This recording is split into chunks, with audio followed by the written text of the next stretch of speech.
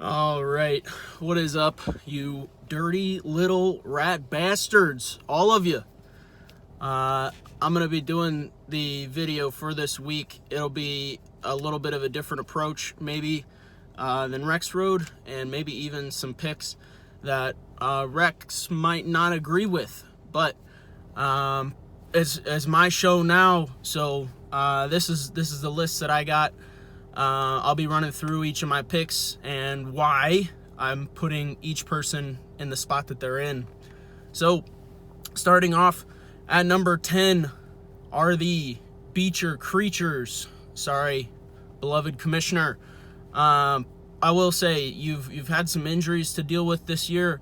Hasn't been very good to you. You do have a nice young core. So Devin Booker, Anthony Edwards, Evan Mobley's been a little bit off this year, but still a good young player.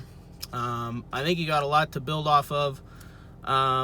Obviously, you got Victor next year, so just keep building that young core. Maybe should look to move some of your older pieces, but that, not my team, so you do you. I will say, Rex, I'm slightly disappointed that you're picking up convicts now. I hope we're not to the point where we're so desperate that we're hiring abusers off the street. But hey, man, if he ever comes back, that should actually be a decent ad. He was playing well before he decided to go with the old Mike Tyson 1-2 on his woman. At number 9, we've got Sleepy Jaw. When I look at this team, I'm a little bit confused because it looks like a good team on paper. I mean, you got guys like Trae Young, you got Brad Beal, Josh Giddey, and those guys, I feel like there's been some inconsistencies there. Maybe that's why we see the record that we see. Especially Brad Beal. Brad Beal's been a little off this year, and Josh Giddey, I'm a Thunder fan. The Thunder are just wilding out here. I mean, they've got guys that they'll play for 30 minutes one night. The next night, they're playing them 2 minutes off the bench. I mean, it's a weird year for the Thunder, and they're kind of going matchup by matchup. So, unfortunately, Giddey's not getting the consistent play time. I think Trae's starting to look better. I think him and DeJounte had to kind of figure out how that was going to work in the front court. Jakob Poeltl is a solid player, and I mean, he's just getting handicapped by the Spurs because they're trying to rebuild, they're trying to tank. I mean, he's a solid player, and he's getting 20 minutes of playing time. I mean, he's better than that. So, unfortunate there for Parker. Moving on to number 8, we've got the Louisville Lumberjacks. It was really hard between number 7 and number 8, but ultimately what it boiled down to was I was just looking at the rosters right now, seeing what I see. I think Murph's got a little more potential than my next spot. However, that's not necessarily translating fully to this season. I love Jaylen Brown. It's a great pick, great player to have. Paolo's having a great rookie season. He's rookie of the year. I mean, that's solidified already. LaMelo Ball, unfortunate that he started the year hurt, but I mean, you guys know what a talent he is. He's crazy. And Michael Porter Jr., that's another young player. Unfortunately, he's been a little inconsistent, a little bit rocky.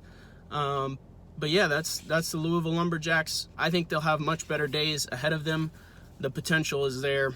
I think Murph's maybe just one pick away, 1 or 2 picks away from a really, really solid team. And I'll give him credit too. He's been messing around with his lineup. Hasn't just gone with the names, but he's gone with the hot hands. So saw that. Very intrigued by that. At number 7, we've got Luck of the Wolf. So this was the tough decision here between Wolf and Murph. I think ultimately what sold me on Wolf's team ahead just a little bit is just some of the names on the roster. And there's some guys that have kind of had some slow seasons that if they can kind of turn it around or ramp it up a little bit, I mean, Wolf will be back in kind of a more solid spot.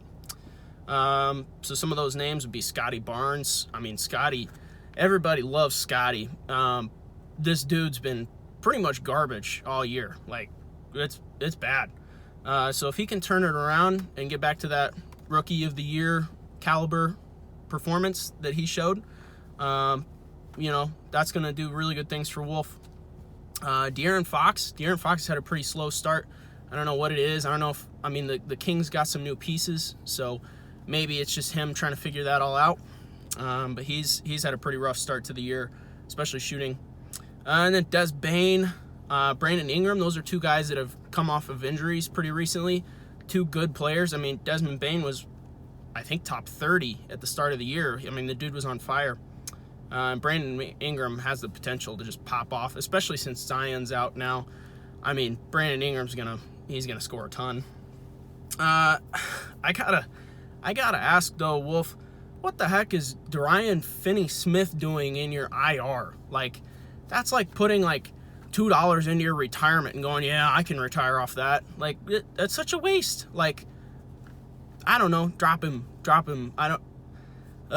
It's a confusing one to me. I'm not sure that I'll understand that, but that's your roster, man.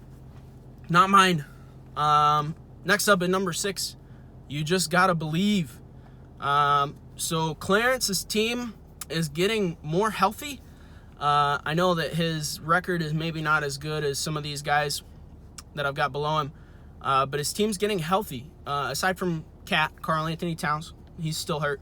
But Clarence's team is getting healthy. When you look down the roster, I mean, this is probably the most like star-studded roster besides Marsh's probably in the league. I mean, when you look down the names, there's some names on that team. They're all old, but he's got names. They're also getting less racist, Kyrie. So that's good. All things pointing in a positive direction for Clarence. A decent chance that I might take an L from Clarence this week, actually. Not going to lie. I'm pretty nervous. Next up at number 5, I did put myself just above Clarence. The Shitey Game Pickers. I truly am a very shitty game picker. I mean, it is just the most fitting name. I'm not saying that it's all bad luck. It's been some rough going for me. And then Zion being out, that hurts. He's had a really good season, so losing him for 3, probably more weeks, it's a tough one. Next up at number 4, this is where it'll get controversial here in the top 4. Freaking the Sheets is who I'm putting at number 4. I think the wins are maybe a little bit deceiving. I mean, when you look at the points for and the points against, he's a pretty low scorer, and the points against are also pretty low. So, I mean, I definitely think he's got a good team. Obviously, I put him above myself. I think, that's got to say something. But I also think that there's a little bit of deceit in that team. I think he's had a pretty healthy season besides Cade Cunningham, and that's a big loss. But when you have guys like Draymond Green, Anthony Simons, Miles Turner, I don't think those are points leagues guys. Draymond is a great category player. I don't know that he's a great points league player. I just think he's too inconsistent. He doesn't score. When he gets those other counting stats, if he gets a triple-double, I mean, you're looking at a good 50, 60-point game. But if he's missing out on those, you're really kind of hurting. Anthony Simons, I think, is just a one-dimensional player, just a scorer, doesn't do anything else. And now that Damian Lillard's back, not much of a use for him. And then Miles Turner has been kind of bouncy all year. So that's the only reason that freaking Sheets comes in at number 4. I'm just not sure about the legitimacy of this team. Number 3, the Flagrant Foulers. I'm putting Mikey at number 3. And part of the reason why I put him ahead of freaking the Sheets is because he just got Jaren Jackson and Rob Williams back from injury. And those are 2 pretty big players for his roster. Giannis is having a crazy season, obviously. But yeah, I mean, I think Mikey's got a fairly solid team put in place. And if they stay healthy, I think he's gonna have a nice finish to the year with those guys coming back from injury. At number 2, I'm putting the Scuffed Jordans. This is a team for a couple weeks now that I've been kind of saying, hey, this dude's got a legit roster. Like, he's being slept on a little bit. He had some injuries and some slow starts to the year, but he's got a really solid roster. Like, when I look up and down his roster, I'm like, man, there's some pieces here. CJ McCollum was one of those guys who had some injuries and had a slow start. I really think he's going to be key to the success of this team. If he continues to play well, I think that's some big points that are going to help out in a lot of different ways for that team. Last but not least, no surprise at all, this is absolutely ridiculous. The Arlington Taxpayers at number 1. He's got the highest points for in the league by like 200 points. Like, the next closest person is like 200 points behind him on the season for points scored. It's just ridiculous. He's got the number 1, the number 3, and the number 9 player in the league. So considering we have an 8-man draft, I mean, that's pretty wild to think about. Actually, we have 10. We have 10 players. So he's got 3 of the top 10, and you do the math. I mean, he got 1 pick in the top 10. So to have drafted 3 top 10 players, that's going to help you out a lot. So anyways, this is my rankings. Maybe you don't agree with them. That's fine. This is just my take. Hope our old commish gets to feeling better. Shout out to old Rexy. Sorry I didn't do the recap from last week. That's a little bit above my pay grade. This is volunteer work here. It's amateur hour. So with that, peace out.